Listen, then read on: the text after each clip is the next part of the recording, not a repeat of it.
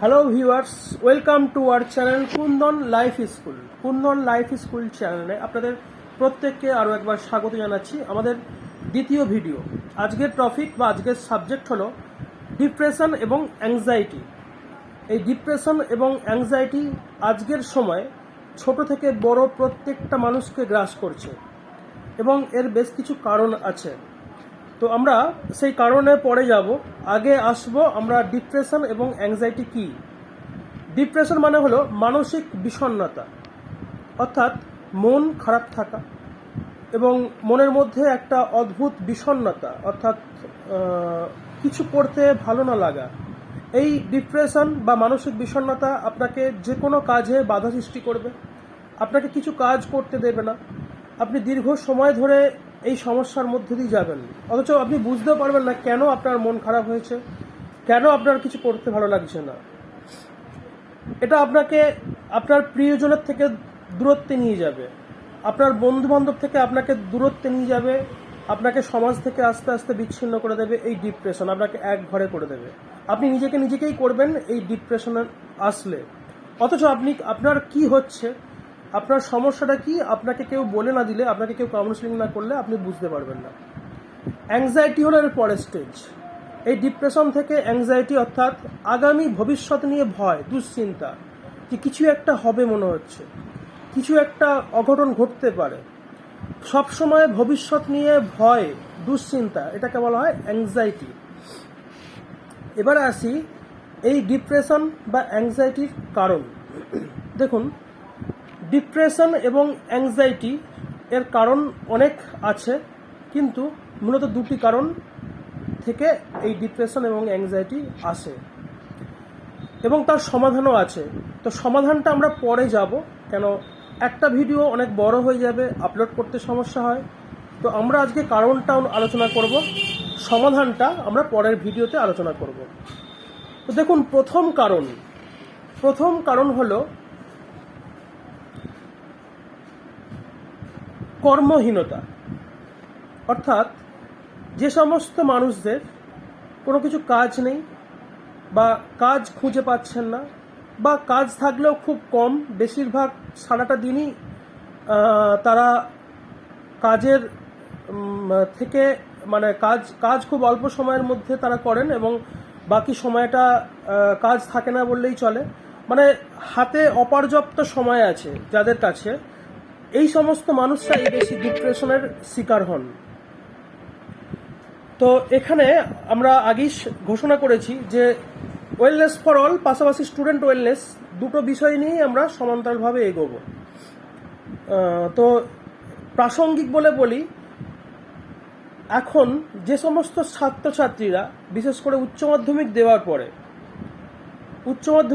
পরে বা graduation complete করার পরে, যারা জেনারেল লাইনে পড়াশোনা করছো, গ্র্যাজুয়েশন বা উচ্চ মাধ্যমিক দেওয়ার পরে এই সমস্যাটা ছাত্রছাত্রীদের মধ্যে প্রবল আকার ধারণ করে।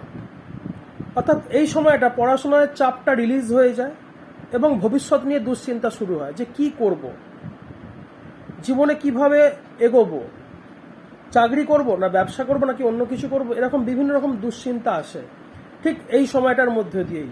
এই মানে ক্লাস 12 পাস করার পরে অথবা গ্র্যাজুয়েশন কমপ্লিট করার পরে ছাত্রছাত্রীদের মধ্যে এই ডিপ্রেশন বা এই সময়টা, এই সমস্যাগুলো হয়। আর যে সমস্ত মানুষ যাদের কাজ খুব কম, দিনে হয়তো 2-4 ঘন্টা কাজ করেন, বাকিটা সময় কাজ খুঁজছেন, কাজ পাচ্ছেন না, তো এদের মধ্যেও কিন্তু প্রচণ্ড পরিমাণ ডিপ্রেশন এবং অ্যাংজাইটি আসে। এটা হচ্ছে 1 নম্বর পয়েন্ট। 2 নম্বর পয়েন্ট হলো অতিরিক্ত কর্মতৎপরতা, অর্থাৎ ওভার অ্যাগ্রেসিভ। যারা অতিরিক্ত কর্মতৎপর, যারা জীবনে অনেক কিছু করতে চান, অনেক কিছু অ্যাচিভ করতে চান, এটাও কিন্তু একটা ডিপ্রেশনের মধ্যে চলে আসে। এটাও কিন্তু ডিপ্রেশনে নিয়ে যায় মানুষকে। মানে ধরুন, আপনি জীবনে অনেক কিছু করে ফেলেছেন ইতিমধ্যে, আপনি ব্যবসা করেই হোক, চাকরি করেই হোক, যেভাবেই আপনি উপার্জন করুন, আপনি জীবনে একটা ভালো জায়গায় আপনি অলরেডি ইতিমধ্যে দাঁড়িয়ে আছেন, কিন্তু তারপরও চাইছেন আরও বেশি কিছু অ্যাচিভ করতে, আরও বেশি কিছু সাকসেস আপনি পেতে, এবং আপনি আরও ডেসপারেট সেই সাকসেসকে অ্যাচিভ করার জন্য, কিন্তু কোনো কারণে সেটা আপনি পাচ্ছেন না। তো এই প্রসঙ্গে একটা কথা বলি যে আপনাকে ততটুকুই দেয়া হবে যতটুকু আপনার প্রয়োজন। আপনি কতটুকু পাবেন সেটা আগে থেকে নির্ধারিত হয়ে আছে, আপনি চাইলে কিন্তু পাবেন না। যাই হোক, সলিউশনটা একটুখানি বলে দিলাম, তো সলিউশনে পরে আসবো।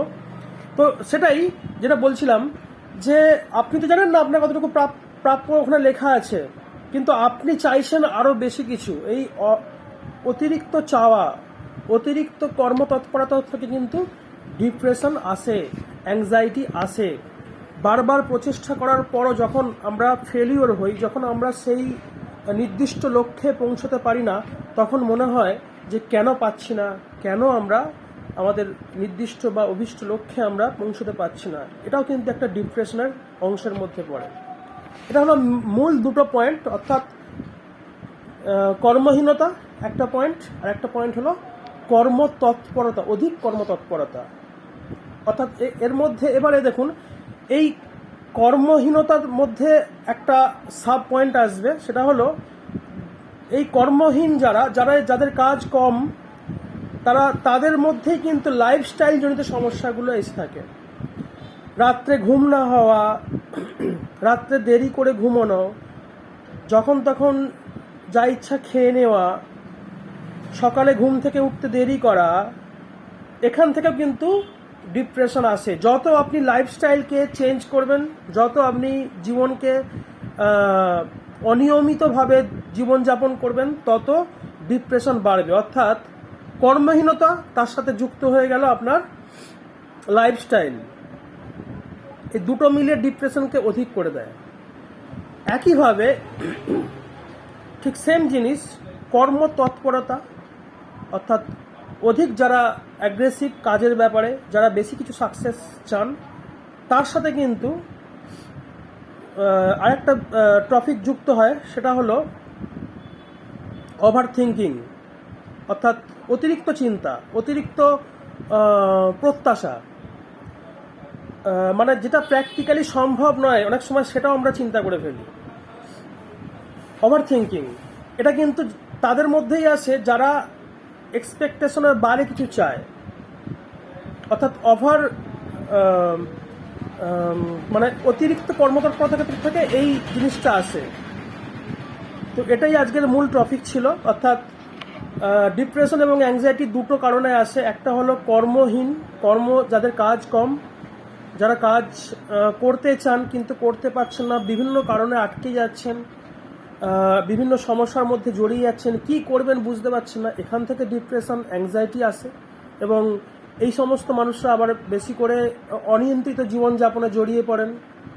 আবার যারা অতিরিক্ত কর্মতৎপর, সেই কর্মতৎপরতার সঙ্গে সঙ্গে তারা অতিরিক্ত চাহিদা নিজেদের মধ্যে মানে রোজ বহন করেন, সেখান থেকেও ডিপ্রেশন এবং অ্যাংজাইটি আসতে পারে। আজকে এই পর্যন্তই। আমাদের এবার এর সমাধান কিভাবে আমরা করব, তারও রাস্তা আমাদের কাছে আছে। চ্যানেল ততক্ষণ সাবস্ক্রাইব করে রাখুন, আমাদের পরবর্তী ভিডিও খুব তাড়াতাড়ি।